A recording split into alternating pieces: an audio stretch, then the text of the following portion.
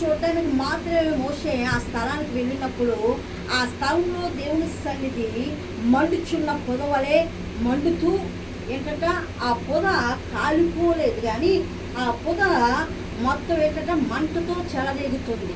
అయితే దేవుని సన్నిధి, ఆత్మ సన్నిధి మనలోను కూడా ఆ మంట దేవుడు రేపాలని ఉద్దేశం కలిగి ఉన్నాడు. ఎందుకంటే మనం సామాన్యులుగా మనం చేయలేదు, కానీ ఆయన పనికి వచ్చిన పాత్రలుగా మనం నిలబెట్టారు. కాబట్టి పరిశుద్ధాత్మ దేవుడు మండుచున్న జ్వాల వలె మనం ఏం చేయాలట, మండుతూ పరిగెట్టాలన్నమాట. ఆ మంట ఆయన అంటే ఒక దగ్గర అంటాడు, నేను రోషం గల దేవుణ్ణి అంటాడు. ఆయనకున్న రోషము మనలోను కూడా పుట్టాలని ఆయన ఉద్దేశం కలిగి ఉన్నాడు. ఆ రోషం మనలో కానీ లేకపోతే దేవుణ్ణి ఎప్పటికీ మనం చూడలేము. దేవుణ్ణి ఎప్పుడు కూడా ఆయన చేసిన కార్యాలు కూడా మనము గ్రహించలేమట. ఎప్పుడైతే